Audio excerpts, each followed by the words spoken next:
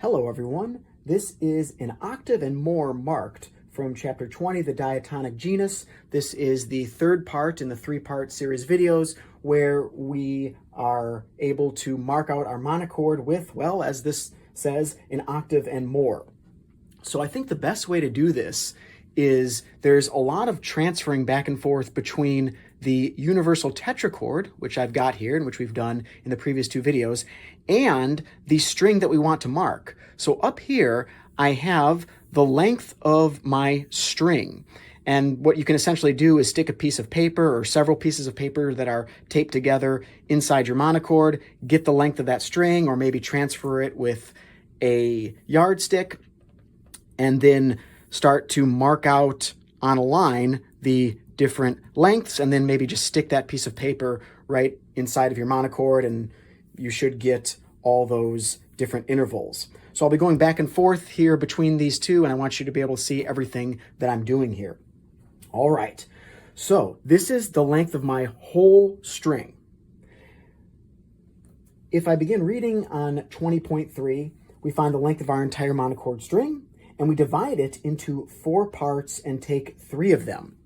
So that's where I'll begin, by dividing into 4 parts and take 3 of them. So I will first divide it in half. And then divide it in half again. Well, not divide it in half again yet. So there I'm going to divide it in half.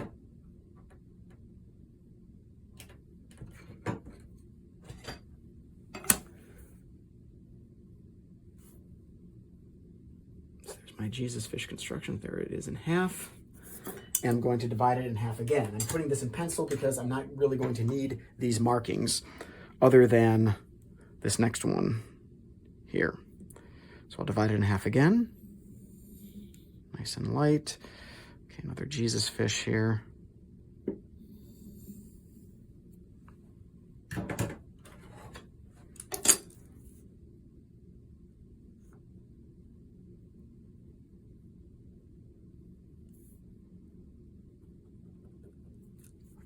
Okay, so I'm going to get rid of this marking here. So there I've divided it in half. I've divided it in half again, and I'm taking 3 of those 4 parts. So these are the 3 parts that I'm taking. This section of the string, the 3 parts, will be what we consider the whole. So for now, this is considered the whole, but the whole will continually change as we are going through this construction. The reason we start with a part of the string is to allow further notes to be added below our foundational note. Okay, so step 1, divide the whole, remember that this means 3/4 of the physical whole, in half and mark the half. This is an octave above the whole, yes. So we should be pretty comfortable with that. So now I will, let me get rid of these markings here so we don't confuse ourselves.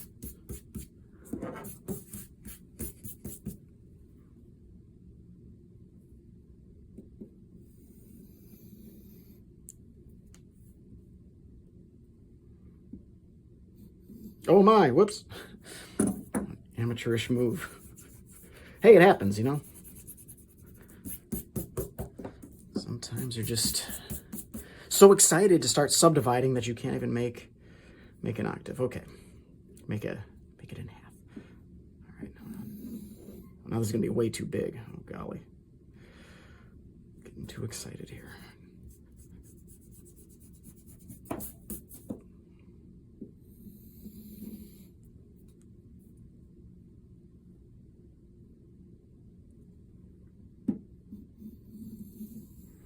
All right, after many attempts, we're finally able to divide a segment in half.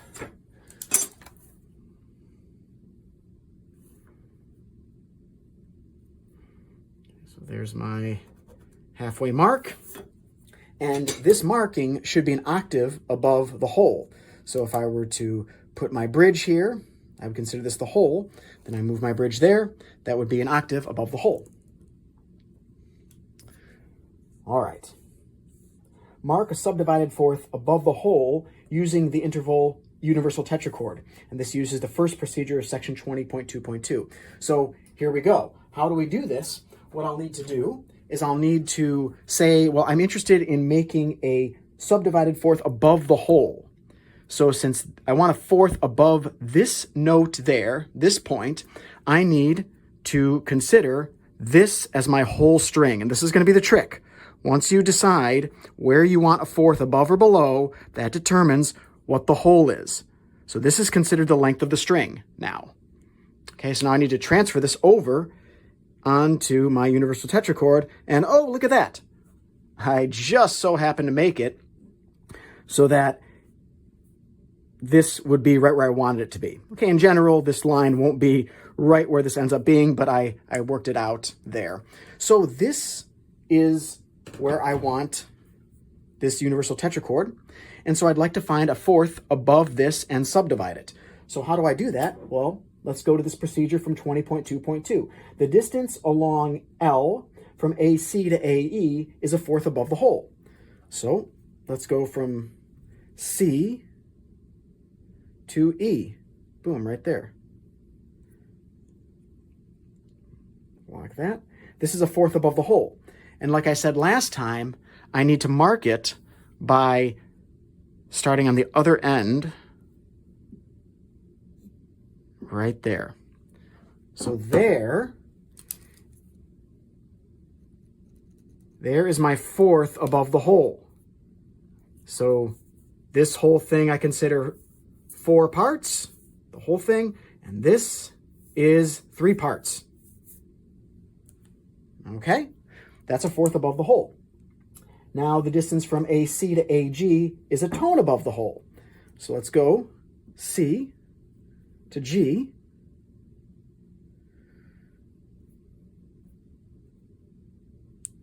And again, I measure from this end. There is my tone above the whole.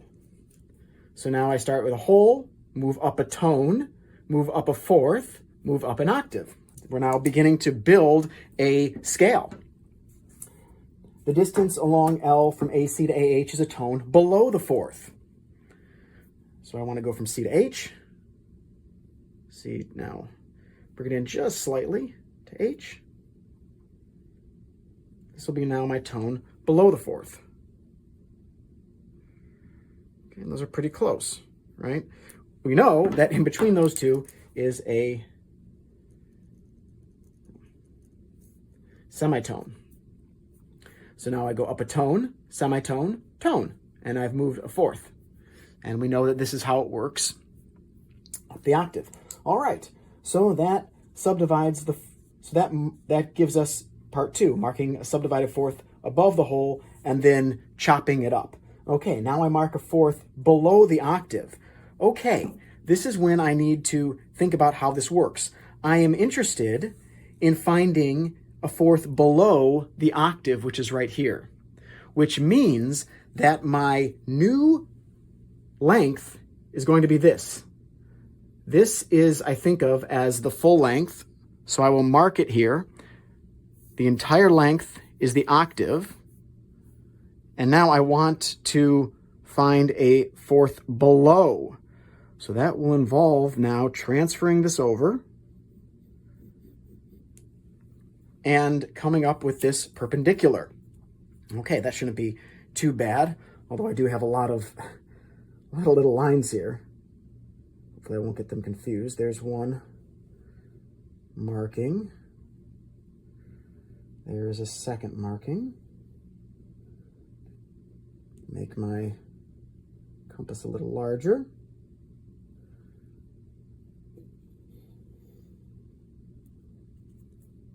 Construct my Jesus fish.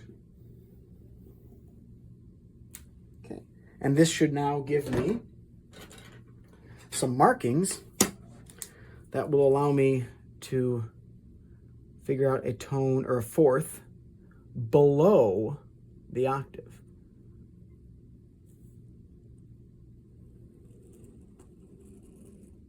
All right, so this is my line that represents the length of the octave point. And now what do I want? I want to mark a fourth below the octave. Well, this involves the second procedure from section 20.2.2. The length from AF to AD is a fourth below. So I'll have to pick that off. F to D on this line. So I'll go this way. F to D. Okay, there it is. Just a slight more. Okay. And now, I once again move over here from right to left. This should be a fourth below the octave. And this looks about right? A fourth below the octave, as we know, is a fifth. And this is a fourth, this one right here. This is a fourth below the octave, which is a fifth. And so in between those two is a tone. That looks about right. Remember, as I'm moving from right to left and trying to do more intervals, they're going to get a little bit smaller to keep the proportion right. So there is my fourth below the octave. Okay, now I subdivide the fourth below the octave. How do I do that? Well, once again, I need to readjust my string length. This is a fourth below the octave, right? This is a fourth below the octave, but I can also think of the octave as a fourth above this note. So this is what the author meant when he said you find it below and then you do the first procedure. I want to find a fourth above, I want to subdivide a fourth above this note. So what that means is I should,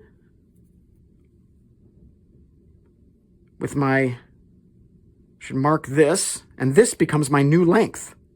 This should become the new length that I use here. Okay. And oh, look at that. I already actually did this one already.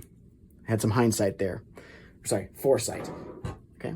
So I did this length already. And now I think of making a fourth above this. So let's see. I want to make a fourth, I want to subdivide a fourth above this thing. I know that the distance from C to E is a fourth above the whole. So let's see. C to E is a fourth above the whole. Let's check that there. Oh yeah, of course. Falls right on the octave there. Now from here to G, C to G is a tone above the whole. So let's go G there. Mark this.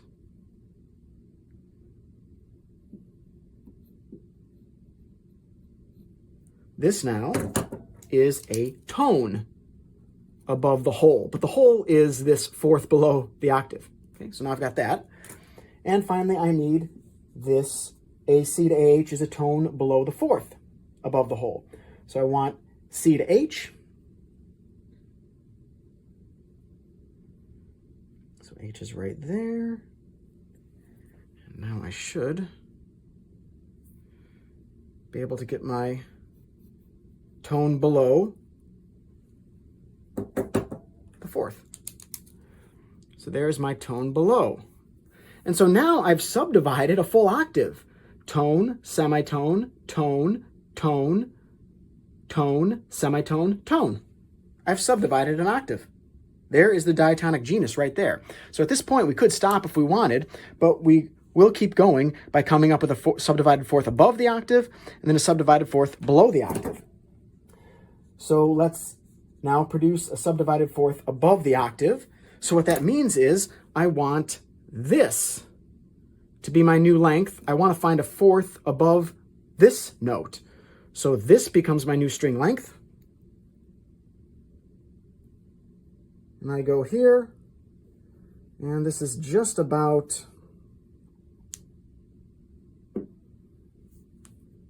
this guy there. So I want to come up with a fourth above that. So what's my fourth going to be? Well, it's going to be now to E.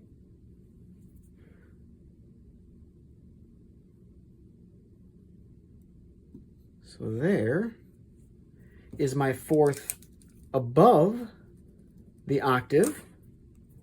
then I'll find the tone above the octave above the whole, which is going to be given by this going to G.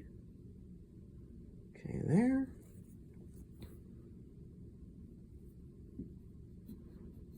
So this is now a tone above the octave. And finally, I'll get a semitone above that tone, or a tone below the fourth, which is from C to H. I suppose if you have enough of these black lines, you start to get confused at some point about which one is which, but hopefully we won't do that here. H. Okay, now this is getting pretty close, right? As we move more to the right, my tones and semitones, the length is getting a little bit smaller in between. But now I've gone up a whole octave through the diatonic genus. Oops, I guess it's right to there. There's my whole octave, diatonic genus. And then I can keep going. From the octave, I go up another tone, semitone, then another tone. All right, making some good progress. Now we'll produce a fourth below the whole. So I want to produce a fourth now below this whole. Well, let's see. How do I do that? Well, that means that this needs to be my full length. This is considered the length of the string, which we did at the beginning anyway. So we've got that. Boom, right there. But instead of a tone or a fourth above the whole, I want to find one below. So I need to find the length from F to D. And uh-oh, my compass doesn't actually extend that far. So I'll need to actually pull out a ruler or a scale here. Let's see. So that's, when I get to D, it's 9 and 13 sixteenths. All right, so I'll transfer that here. I want 9 and 13 sixteenths. Let's see, right about there. Wait a minute. That's the entire length of this string. Well, of course it is, because we started by subdividing the string into 4 parts, and we considered the whole 3 of them. So that means that relative to the open string, the 3 parts that I play here out of the whole 4 parts is a fourth. So of course, this is precisely a fourth above the open string. Oh, perfect. Okay. So now I need to then subdivide this fourth now. So, okay, well, what does that mean? That means I have to actually now come up with a fourth above the whole string. Okay, so my compass does not open that far. Let me just double check here. This is 9 and we said 13 sixteenths. So I need to go all the way down. 9 and 13 sixteenths, right about there. I think we can just barely see that on here. 9 and 13 sixteenths.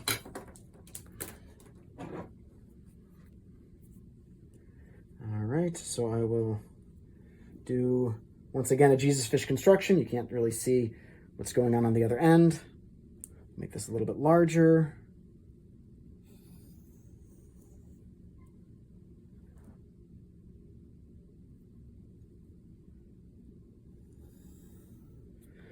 Okay, and I will now, in fact, I'll probably use the scale here just because I know this is going to be a really long line. I'll mark this whole thing out.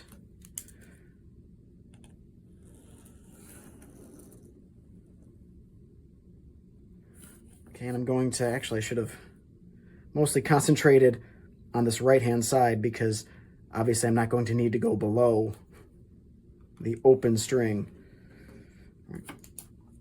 Continue there. And let's see, let's just draw these lines here. I guess we only need 3 of them. We'll need this guy and this guy, H, and then my G there. Right. So let's see. I will need to find, first of all, a fourth above. Well, let's just double check that we did this right. This should be a fourth above the open string, or the hole. So I'll lock my compass there. And yes, perfect. It lands right where I thought it should. Lands right on that fourth above the open string. Okay. Next, I will need to, let's see, come up with, here's my, just barely, tone above the open string. And so it's going to be done right there. It's not quite long enough. I will just mark it. There's my tone above the open string. And then finally, C to H.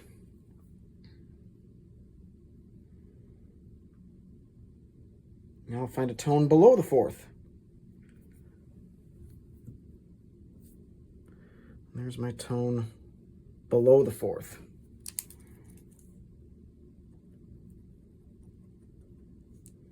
All right. And when the smoke clears, we have a very nice set of notes, of intervals for my monochord. I've got my octave here.